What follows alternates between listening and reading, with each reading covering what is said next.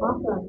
All right. Hello, everybody. We're going to go ahead and get started for today. First, I just want to thank you for coming, whether you're here because you saw it on Science Samana or because you saw it's an ACM event. Thank you guys for being here. We actually have 2 sign-ins since this is like a shared event.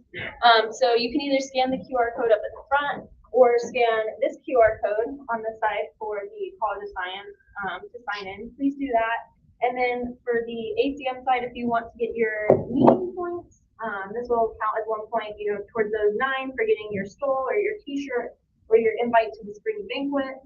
The sign-in's on the far right, and if you're interested in becoming a member of ACM, we're a tech club on campus, and membership is completely free. We just ask that you participate in our community. So we base memberships based off of attendance. So if this is your first time hearing about ACM and you are interested, go ahead and scan that QR code in the middle to become a new member. Yeah.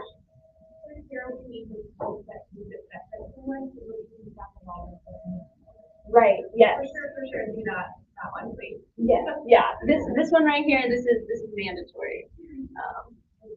And they will also the QR code will stay up there. So if you miss it or have any difficulties, you can come up and scan it afterwards.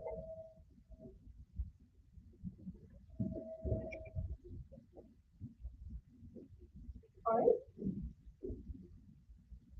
So it's my pleasure to introduce our guest speaker today. He is a UTSA computer science alum, first generation graduate, and now works as a data solutions engineer at Axon Enterprises. So please join me in giving a warm welcome to Michael Chapa.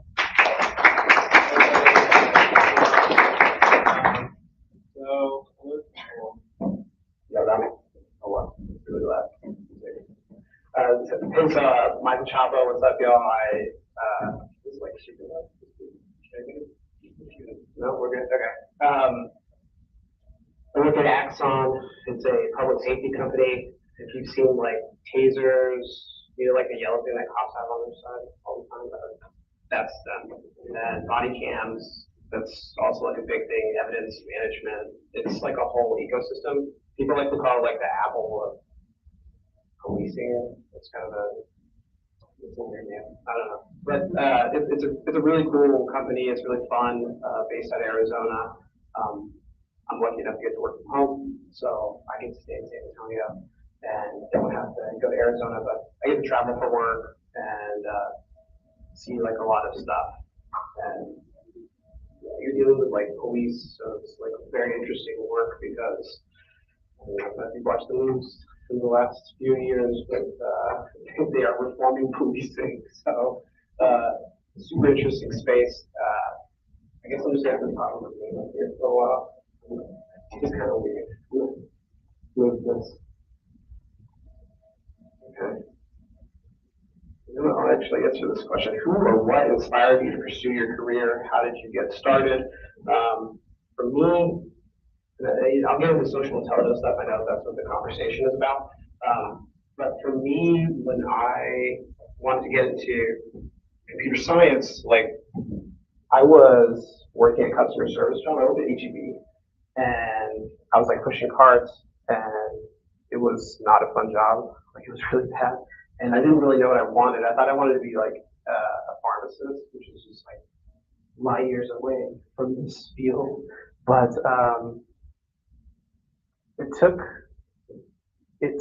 me like dropping out of college the first time around and like actually working and like doing other stuff. Like I was out making music and I was like doing martial arts and building like little websites on the side just because I was like pushing my friends like music stuff and like doing parties and things like that. But something started to kind of like bubble up, which was like I'm a technical person by nature and I like to like build stuff. And I think after doing that for a few years, I kind of figured out like, oh, you know what, maybe like computer science is the way, right? Like I shouldn't be trying to be bio. Like I just need to kind of like embrace this fact that I like math and not so much like science. Like I really like numbers and making things. Like in a sense, like computer science is kind of like an art much like it's very similar to like making music and things like that. There's like rules that you play by. So that like really worked well for me. And how did I get started? It was super hard. Do not drop out of college for anybody that's on camera, anybody here who's like, I don't know, everybody's got their own personal thing, but it's super hard to like go back to school. So that required like waivers and lots of emails and meetings and working full time while going to school full time. It was like super tough. But in the end, like I think it was like really good for me. And yeah, now I'm like here talking to people. So I think I'll bounce into some of these questions. But I kind of wanted to get into some of the topics of social intelligence. I think for me, one thing that I found like when I went through the CS program here was, this is not everybody, but like I have noticed, or I did notice that like, you know, extroversion, like you walk by that business building and like you see the people who are like coming out of the business building and like they look like they go to spring break and like they are like super social and like really cool and like I wanted to be like people in the business building, not to like crap on the computer science building, but like, like yeah, the business building looked cool. But I don't think like, you know, that's like their thing, right? But one thing that I kind of noticed was like socializing. That was like a big thing that I saw with like the humanities, and something that I saw a lot with like the business building was like a lot of those people are like extroverted or like they're naturally good at talking or like they come from like a lineage of people that talk a lot, and so they're good at it. And that's one thing that like I think in computer science, like a lot of people are very technically gifted, but like they're not super gifted at socializing with people. And that was kind of something that took me a while to figure out, but yeah, it was like a lot of trial and errors. And I guess that's kind of like what I'm here to talk about, like telling you guys, okay, these are kind of like some of the nuggets, some of like the things. Some of my opinions may be like a little more controversial because I'm super opinionated. So you either love me or you hate me. But yeah, like let me get started, right? Social intelligence, right? Like I didn't know what that phrase meant when I first saw it. I was like, oh, like I had my ideas. I was talking to my mom, and I was like, yeah, like we're gonna do this or we're gonna do that. And then like I actually went and Wikipedia'd it, and it's more. There's all these facets to what social intelligence is, and there's all these different opinions about what it is, and the jury is still out, essentially. So here's kind of my interpretation. One of the things that I felt kind of played into social intelligence is maturity. I know like a lot of y'all are like either teenagers or early 20s, and you're still kind of figuring out like what it is that you want out of life. And I think it's like a tall order to ask, especially like people in high school, like when you first get out of high school or when you're like finishing high school, they're asking you to like make this decision about the rest of your life, or at least that's what it feels like. And again, like it still feels kind of wrong to do it to people when they're in their later teens and early 20s. Like you're gonna live a really long time, and this is like it's just a lot of pressure to like put on people when they're still like maturing and kind of figuring out who they are. And so I think when you identify kind of what you want and you don't really feel like shame about whatever that venture is, I think that's a really strong like thing to have, and it kind of leaks out into social situations. Like if you're sure of what you want out of life, if you're sure like I want to do this and I'm going to do it this way, this kind of comes out a lot in social situations. And like I'll give some examples. I think for me, like when I first started this, I'm a data solutions engineer right now, so I use like a lot of Python and SQL and cloud-based technology to like build applications and stuff like that. And I thought I wanted to be like an engineer. Like, what is an engineer, right? Like, a lot of, developing features on platforms and building things, and that's kind of what I thought that I wanted, like when I first got into the game. Actually, when I first started my computer science thing, I was like, oh, like, I'm going to build websites, like I'm going to do I want to be an engineer. Now that I've kind of been in the industry for a little while, I've learned that I'm a talker. Like I'm actually standing here talking to you, but I like to talk. Like I actually like talking, and I'm pretty good at talking compared to like my coding abilities. Like I can code good, like I can build things good, but something that I've learned about myself is that my skill is more in communicating with people, getting requirements for some sort of project, communicating with technical people like engineers, and then making things happen. That's my skill. That's something that I matured into. And it took me a long time to figure that out. I was always kind of like, oh, look, I gotta be really good at coding, right? Like even in when I was in my coursework here, I had friends that would kill it. They were excellent. Like they would ace all their assignments. They would do the projects fast, so they'd get them in early. They're super proficient at like making things, right? And it clicked with them. The subject matter was really good, really easy for them to kind of absorb. That wasn't the case for me. But what I have seen is that, I still talk to like a lot of friends that I had from school, and some of them who were super technically proficient are not socially proficient. They're not great at talking to people. They get into a social situation and they try to convey what they need done, and they have a really hard time doing it. And so, yeah. Anyway, I'm going off like on this tangent about maturity or whatever. Yeah, sure. Could you think about yes, we did do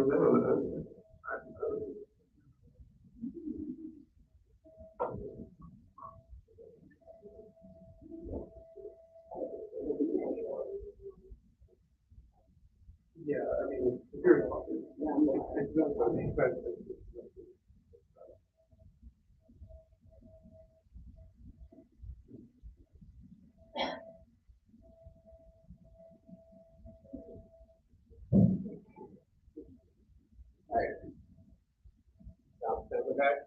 That sounds way better.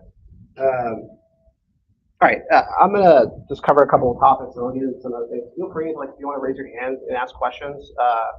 I'm gonna cover like a couple of different things. I know I'm like 15 minutes in already, but I'm leading up to stuff. This is like a lot of groundwork that I'm setting to like lead up to other specific topics. Another thing that I learned when I'm working in teams or like when I'm developing projects is this idea of failing fast. I had a really hard time kind of embracing this. I don't know what y'all's relationship with like failing is, or like if you feel like you have to like constantly like succeed and like you have to ace everything, you have to be like super on point all the time. But for me, like I see failure as a good thing.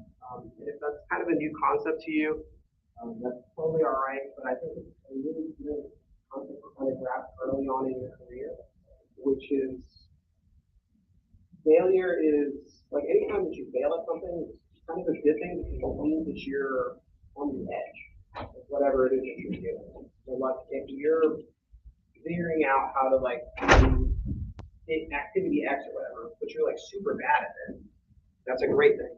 Like you didn't know how to do activity X in the first place, and you're getting really good at doing activity X. I'm super happy that I can also plot the variables. Y'all will understand me. My wife hates when I do this, but yeah, like failing fast. Now the fast part is kind of the second part to all this. Like, yeah, embrace failure is a good thing, but failing fast is where like the real nugget is. Sometimes like I would mess up something at work. Like I would, like if I had to migrate like a large amount of data, right, but it didn't go exactly as planned, right? Like I would get super bummed out about it, and I would be all up in my feels like all week about the failed execution of this plan, when really I should have kind of taken my L, been sad that it didn't go as well as it was supposed to go, and move on. That's the failing fast part, and I think that is that's worth so much time, and it's very valuable to like your teammates and to, I mean, your at work home, like your work-life balance. Like failing fast is just such a important thing to have. Like you're gonna mess up. You're gonna mess up a lot, especially like in computer science. You are going to fail a lot. Just get back up like really fast. Like get really good at that. Make that like a habit to just like mess something up, shake it off really quick, get back to it because it's a part of CS.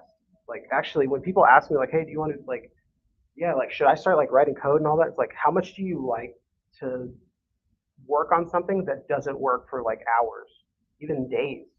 Like how much do you like to do that? Like you really have to like be committed to like this kind of craft to like enjoy CS. Like it's a type. It takes like a certain type anyway. So naturally, since y'all are already in this field, like y'all are probably already good at accepting failure, but failing fast is like a completely thing. I think another topic that I want to cover is like knowing yourself and knowing others. As far as like socializing with other people, like there's this social dynamic that like when you interact with new people or you interact with clients, you interact with teammates. I think a lot of that's like the success of communicating with these people comes from knowing yourself and then also knowing how to like read a crowd. And breaking down socializing these components. But I feel like a lot of what you do outside of that social situation or like what you do outside of school follows you into school and into the workplace. Like, and I'm not like dogging anybody for like whatever their extracurriculars are, like whatever they like to do on the side. But like people who spend the weekend like partying and then they show up like during the week to like do work, like the partying shows, over time, like it shows. If you work out, like the working out shows, like it kind of unlocks different avenues. If you play video games a lot, like you're going to get along better with other people on the team who are like super into video games. So I think if you feel like, and I'm speaking mostly for me, I know like for me, like some of my hobbies like were either not good enough or like they felt like they were not as like on the hierarchy of like activities that are good for you, like they weren't as good as somebody else's. Like forget about that. Like don't trip if you like to do what you like to do. If anything, like people love that. Like if you're super into making, I don't know, like if you like to make mini furniture or something like that, just a super niche like activity, right? If you like doing that, love doing that, don't listen to anybody who like hates on making mini furniture. I promise that like if you like really embrace kind of your hobbies and like the things that you do outside, you start to feel like a comfort that when you enter a social situation, like you'll feel more comfort in yourself. And I think that that's like I really just wanted to kind of cover that because I felt like for me that was a really hard thing, and I'm still kind of working on it. So. I figured that would be nice to hear. Let's see.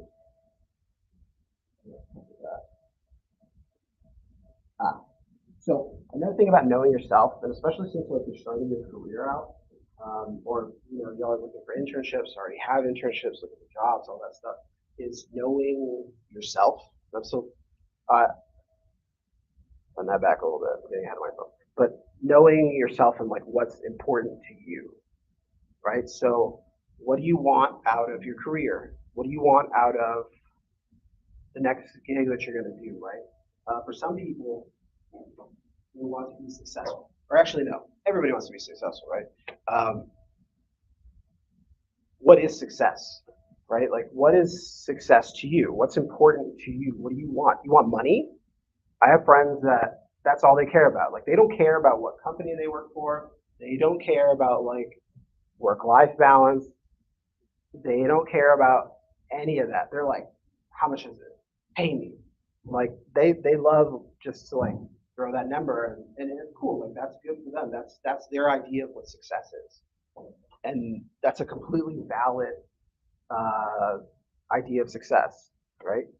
Very, I don't know, it's a very American idea. I don't know. But you know, there's many other parts to success. Like, okay, money is one thing, right? But what about, you know, the company, right? Like, is the company doing something good or is it something very interesting?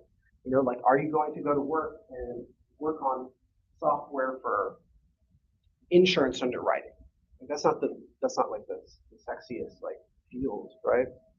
Or are you going to go work at, you know, like a FANG company? What do they call it now? MANG? I don't even know what the acronym is. I might be dated at this point.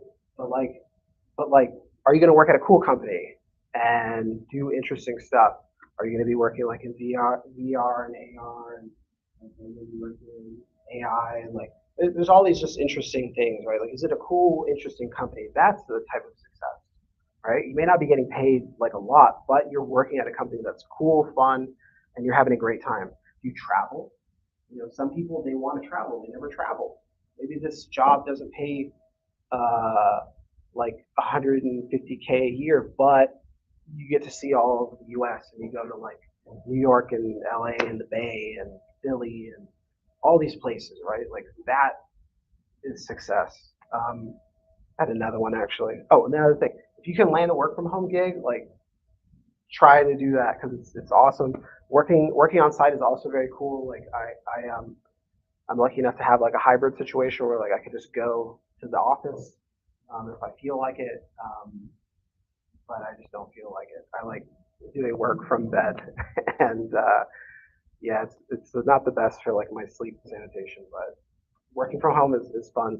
So again, ideas of success, right? Like I like my gig. I feel very happy. I make a good income. My family is happy. I feel successful. You know, so figure that out for yourself. All right, so I've been talking about like knowing yourself, and now we're going to talk about knowing others. And you know, I'm trying to keep this like all in the lens of like social intelligence, right? So we covered ourselves, right? Like you know, we love ourselves. We're good. We're like comfortable in ourselves. That's kind of the important beginning part of all this. Knowing others, right? Reading a room, knowing your audience is like a super important skill. I think some people are not super familiar with this. Like they'll come into a room kind of feeling their own. Actually, I should probably ask. Like, do they have any questions about any sex defense? I guess a random sometimes. No. Okay. So, knowing an audience. Some people like sometimes you get kind of in your head or like to focus on whatever it is that you're doing. And you have to like jump into a meeting or you have to like you're gonna talk to a bunch of people at a school or you have to communicate with other people, right? And sometimes you have to communicate to like a larger audience and you're gonna have to know how to read a room. Like to get like an even footing and to like continue the conversation and to like you know like actually convey like whatever you have to convey, right? Like to socialize. You're gonna have to read a room. So like for instance, I end up in situations where like I have to talk to like a group of police officers. Like I'm not a cop.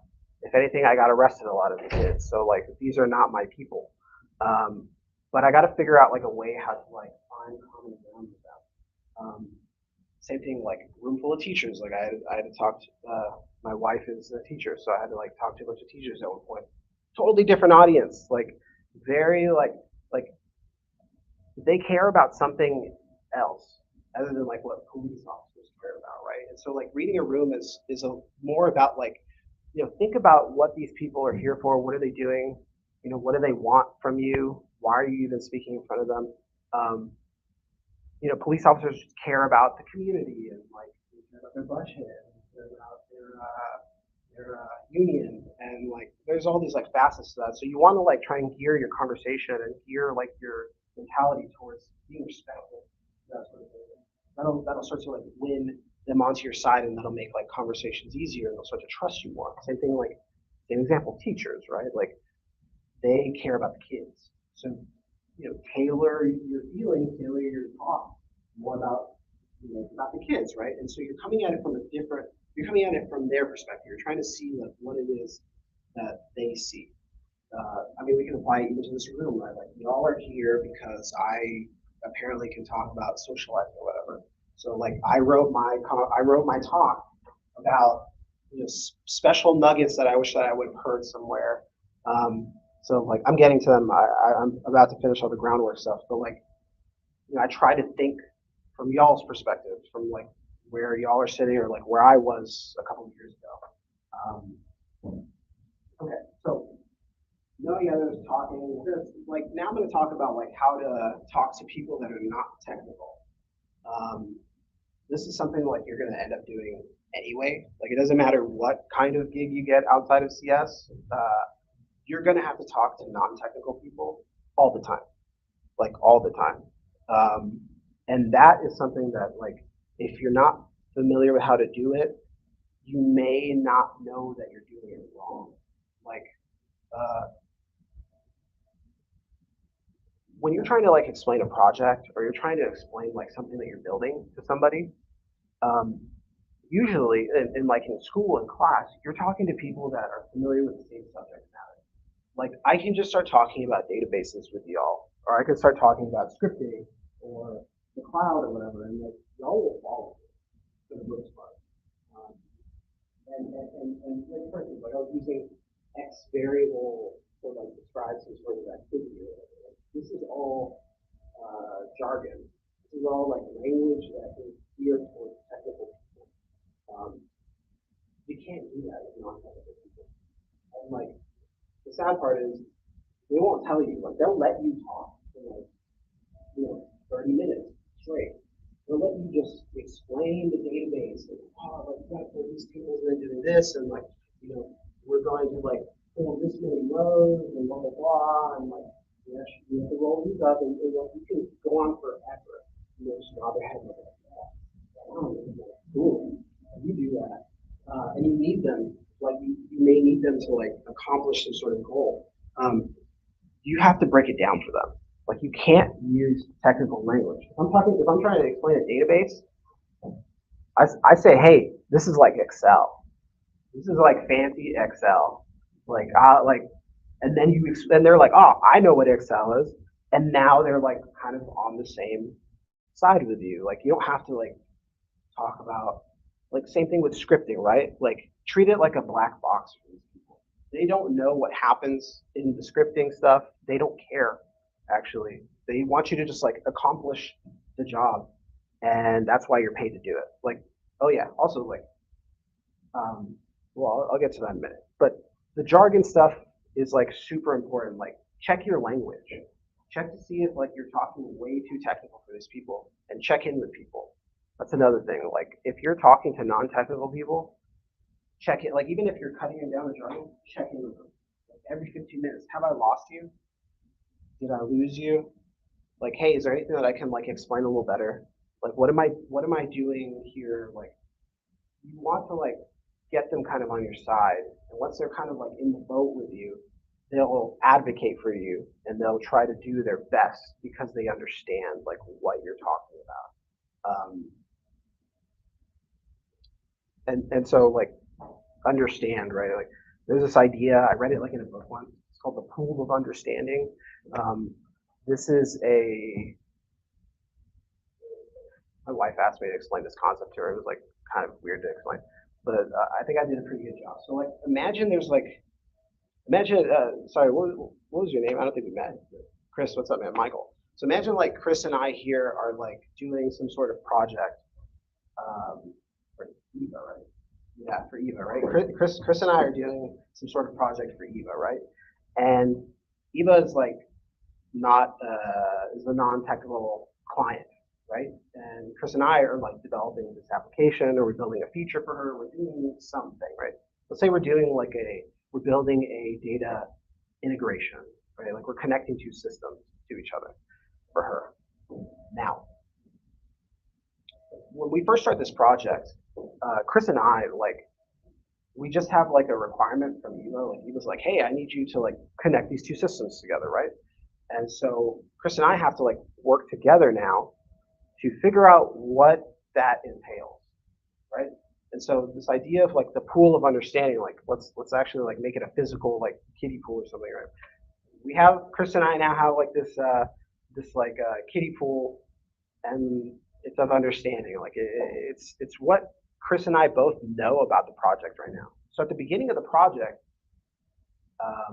we know nothing. Like we know what she wants, so that's in the pool of understanding. And Chris and I now have to talk about whatever this project is, right? So we're going to work together, and we're going to try to like expand this pool of knowledge, right? And that's why we have meetings. We're like, okay, we create a plan of action, and we start developing like notes about like, okay, well, this is the system, and this is what it's made out of, and this is like what it can do, and this is the target system, and blah blah blah. And we start talking, and we start chopping it up, and we end up filling this pool of understanding. Have I lost y'all? Is this making sense? No? Somebody? Okay, cool. All right. Now, Eva, this whole time, has not been invited into this pool of understanding. It's just Chris and I right now. Like, we know what's going on. And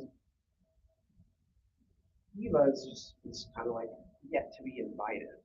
And I think, since she's the client and since she's the one who's ultimately going to be using this integration, she should be involved in this process.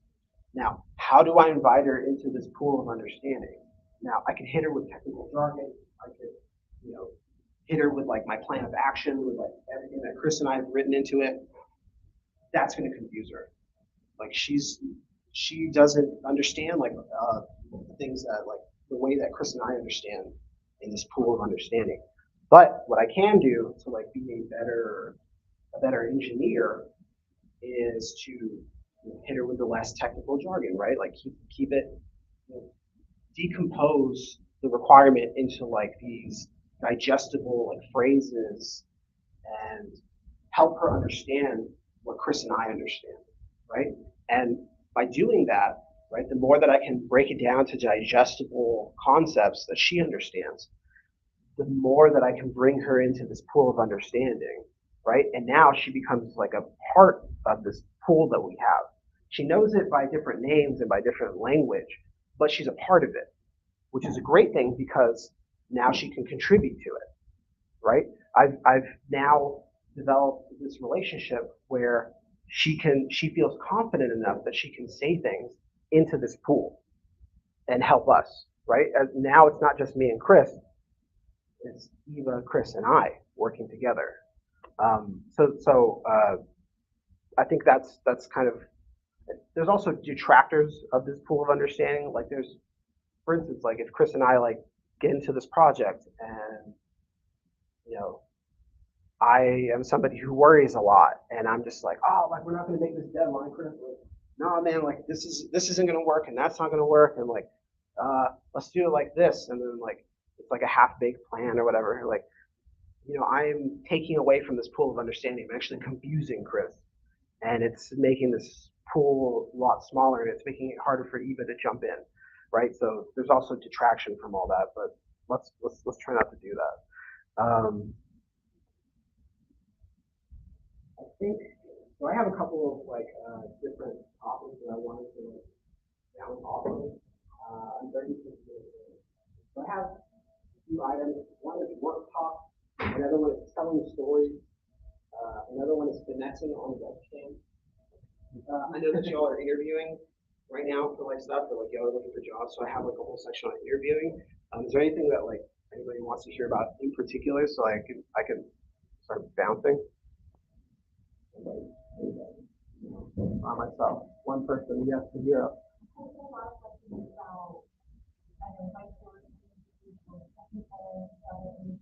Sure.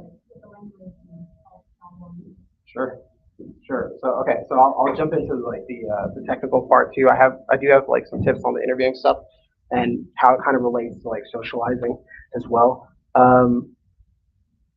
Here's something.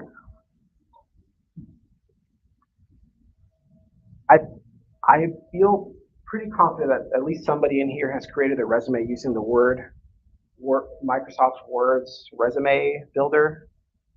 Somebody, I'm not gonna like shame anybody, but like, don't do that. Do not do that. There's like a whole industry, like and I swear to God, like my wife told me what it's called. What is it? A professional resume writer. This is this is an actual job that people have, and they have like whole conferences dedicated to writing resumes. It's very interesting. It's like resumes change over time, and kind of the methods used and what people are looking for, all of that has changed over forever. Right? So now more than ever, it's very important to like write a compelling resume that's like up to date with the meta of resumes.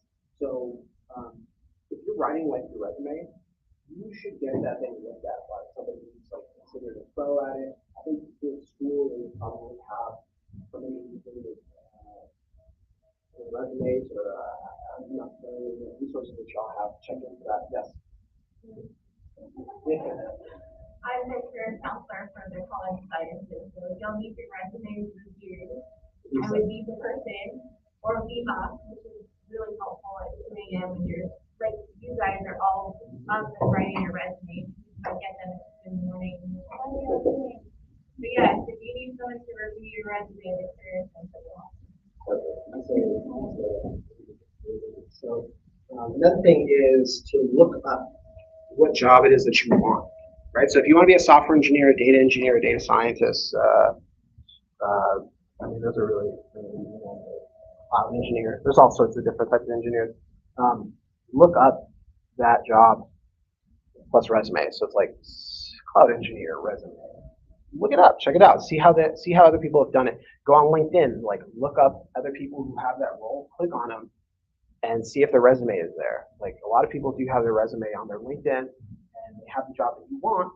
Look at their resume, right? It may be a little dated, so you may just want to kind of take some nuggets out of that.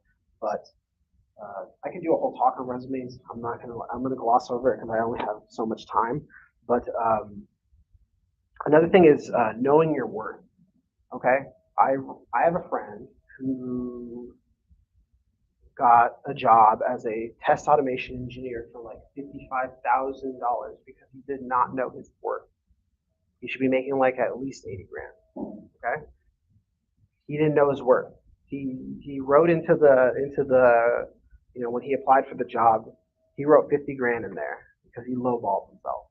And when they went to give him the job, they're like, hey, you said 50K, man, like what's up? We'll do you a solid, we'll give you an extra 5. And now you got him. Know your worth. Pick a number. Actually pick a number. Stick to the number.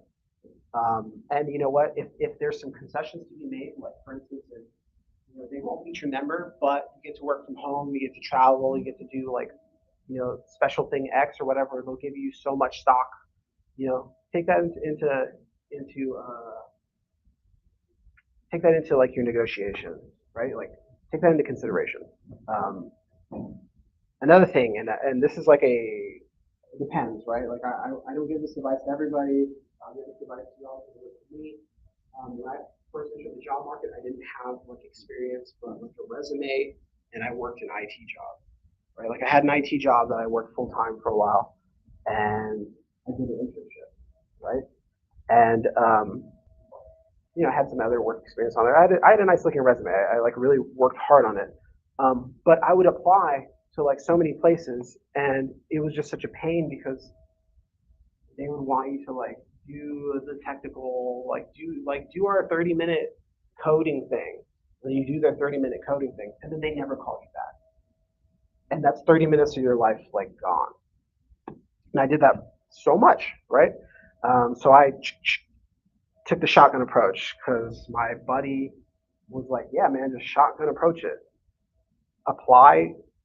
So at the end of it, like typically what happens is that there's a system in place that they have like an actual, like they have like an AI system that like gets your resume. And if your resume, like if you didn't go through a professional resume person and it doesn't meet the grade, like the AI scans it and it's like, nah, throws it away. That's it. It's done. Then, if you can even pass the system, it gets to a recruiter. Now, you probably have, do you know the number? How many seconds they scan? 7 seconds? 7 seconds, they scan your resume. That's it. And if you make the cut, you move on. If you don't, that's it. So, this may be disheartening to hear, but I think we live in this day and age where it's like really hard unless you have like good connections. Again, like networking is a big deal these days.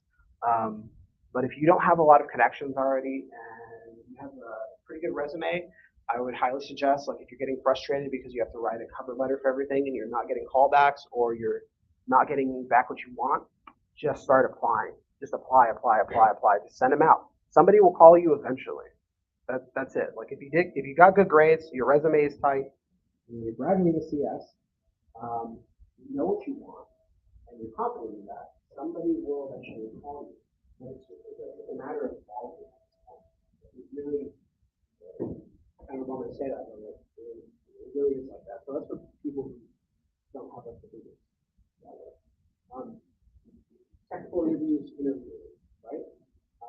For me, like anytime that I interview, I try to show them the game plan. I'm kind of old school about like I carry like a notepad or stuff like that to me. Actually, I think it's that too. But show up like write bullet points, right? Bullet points in the notepad about like how you're going to attack this job, right? If you know who your interviewer is, I don't know. I call it data recon. Might call it stalking. Like, I'll try to find that person like on LinkedIn, or I'll try to find them like on Facebook. I don't know. I try to like. It's a big deal. Like you're interviewing, you're trying to like get in the door in your career. Like, do what you got to do to like get a leg up on this interview. But have a game plan. Like have an attack plan. Like points that you want to hit. You're going to be asked the same questions in different flavors. Like they're going to ask you, what's your strengths? Like, oh, like what's your weakness? Or like, tell me a challenging time about when you did this. Or like, tell me a time about when you had to work with a teammate that wasn't a great teammate. Tell me about a big project that you're proud of. And like, those are questions that you're going to get from pretty much every interview. Like they're going to ask you that. You need to be prepared. Like you need to have those questions already answered. You need to already have all of that figured out before you even interview. Know what your strengths are. Know what your weaknesses are. And have like I said, like have an attack plan. Another thing is showing up with a notebook. Like I think this is more of a psychological thing. Like if you're showing up to an in-person interview and you have like a notepad or like a pen, or if you're like even on a Zoom interview, right? Like you show up with like a notepad and a pen, you're writing things down. And I'm just making this up, but I think people gain confidence in their ability when they see that like whatever they're saying is actually like getting written down and like you're paying attention to it. Like something that like I've just seen in my experience. Yeah. Another thing is like again like the power of the notepad, right? Is like in the middle of the interview, you're going to be stressed out. You're going to be nervous. I get sweaty hands, so like I show up with a paper towel and a notepad. But like I make sure to take notes when they ask questions. If the interviewer is like somebody who's really stern or somebody who's really really like chill and like they like to tell jokes or whatever, like I write notes. I'm like, oh, I think maybe they'll like this story, or oh, like they emphasize this word or whatever, like in their phrase, and they're talking about their company, and I write it down, so that when I answer back later, I can look at my notes and be like, oh, like yeah, this and that. Like I'm reading the notes out and kind of regurgitating a little bit of what they've talked about. I'm listening. This is a good thing. This is like what these interviews really like. Okay. I'll talk about I don't have a lot of time, but I will talk about 3 of kind of like phrases for interviews. You might want to write this down if you're not great at interviewing.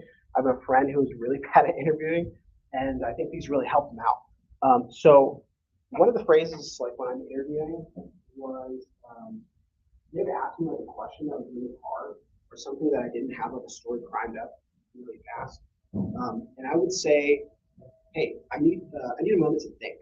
Like, can I just take a second to like think about this this question, you can just ask interviewers that. And typically, like if they're nice people, which I hope they are nice to you, they'll just let you, take that time, like take a couple of seconds, take 10 seconds, 15 seconds to like think of your answer. And I guarantee you, like if you get time to like take a breath, think about the question, think about your answer, you're gonna have like a better response for them. I'm somebody, and you've probably noticed it when I'm talking up here, is like I get ahead of myself sometimes, and I'm like responding with like things that just don't make sense, or like I'm rambling, or I'm going on a tangent. This is another part of interviewing, which is just asking if you're gonna restart the answer. Like if you go to answer a question and you're messing it up, and you know you're messing it up, or you're telling the story poorly, you can literally just say, hey, you know what, I'm getting ahead of myself, and I'm answering this question terribly. Like, can I just restart my answer? And they'll usually just let you restart the answer. It's also a very it's a very candid moment too. Like you're admitting that like you're not doing really good, and you're willing to try again. And like that it can be interpreted like that. It's actually it feels good to like say things like that. Another one is there's a wonderful question, and like you don't know what to say, and like you definitely cannot come to an answer within 15 seconds. Just ask them a few things, like, and then again, like this is the notepad thing, like, hey, can we come back to this question? Just ask them that. And usually they'll go, yeah, sure, I got it. There's more questions than we got. In that case, here's like a double, which is you write down the question, like on the notebook or whatever, you keep talking. Sometimes they'll forget about the question. Like, that's cool. But if you wrote it down and you actually came to an answer later, and you remind them about this question they asked and you have an answer, they love that. They like, you were listening and you made sure to answer my question, and I totally forgot about it. Like, what a responsible person. We should hire that person, right? So these are small things like in interviews that really help. The technical ones, right? Typically what will happen is you get an interview through like a recruiter, a technical recruiter, which is like an HR person, and then you go through screen you. At that point, you beat the system, you beat up the AI that goes through your full resume. And then the technical recruiter kind of gauges like who you are as a candidate, if you meet the company value. That's another thing. Like if you're going to go to a company and you're serious about the company, read up on the company values, read up on big events that the company does, read up, like actually know the company more than just like, oh, like they do, like I want to write Python, like I want to do React, and like that. Like you need to read more. Like read more up on the company, because you're going to join this organization, and as a new grad, you want people that are hungry and are going to get after it, and are passionate about the culture. So that's another thing to kind of like pay attention to. So that's what technical recruiters want to figure out. Then you usually go on to like a manager who is checking you for like, you might want to Google this, they're called ACE interviews. This is kind of a popular interview paradigm. But a manager will like interview you, blah, blah, blah, and then they'll be like, oh, you're cool, whatever. They pass you on to a technical interview. Now, a lot of different companies do these in different ways. Like you might get the technical interview up front, or they might have you do like a technical like coding thing, and then you have to do another technical interview later. Like there's all these like different configurations. The technical interview it depends on the team, right? So like you can do really good in the technical interview and still like not get a call back. You can actually not do great in the technical interview and still get a call back.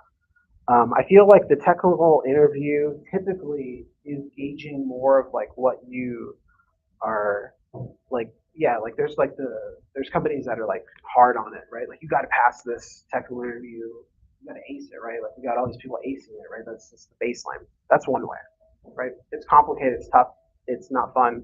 Like they don't care about how much time it takes you to take the technical interview. They're going to give you the technical interview and they're going to be like, do it, and that's just time that you can't get back. So,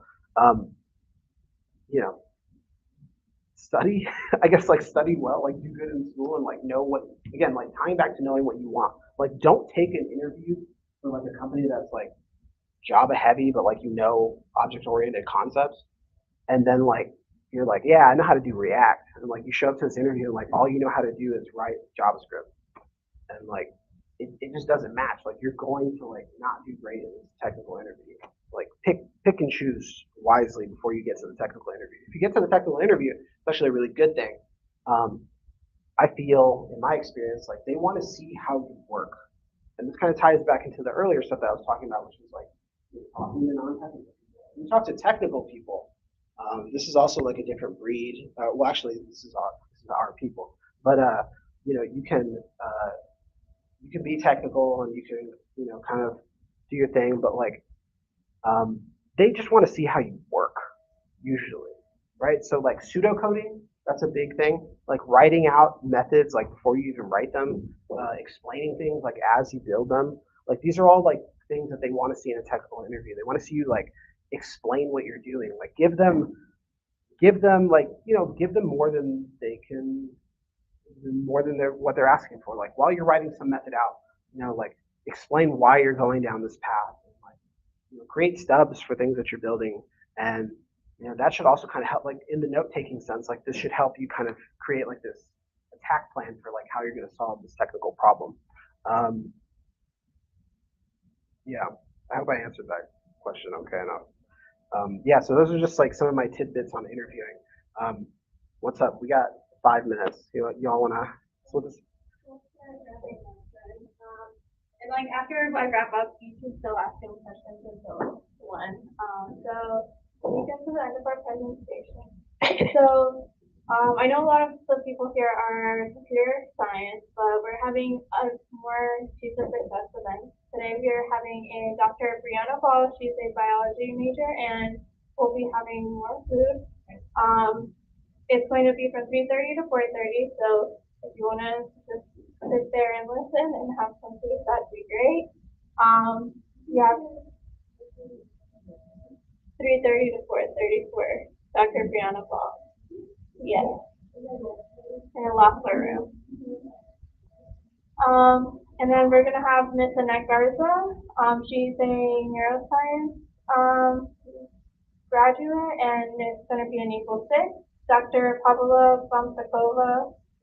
She's going to be a graduate in biology, and she's doing her residency in dermatology. And then we're gonna have Jacqueline Searles, a chemistry major, on April 20th. We are science mentors. I know that a couple other science mentors are in this room that are also computer science. We are here to help if you ever need like someone to talk to about like how your classes are going, and like we can help you find resources on campus that you may need. For all the people in ACM, here are some announcements. There's going to be officer elections on April 6th. For more information, there's the link, elections.acmutsa.org, and you guys can like scan the QR code. And then y'all are also having the snow cones at Dia en la Sombrilla on Friday. So stop by and grab some stuff for that. And then right after this presentation, we're having Loteria with Google outside of the Fawn building. So please go check it out. They're giving away crazy good prizes. And we're also giving out stickers at the end. So one of our science mentors is going to be passing that out. Franklin and Luis can pass these out.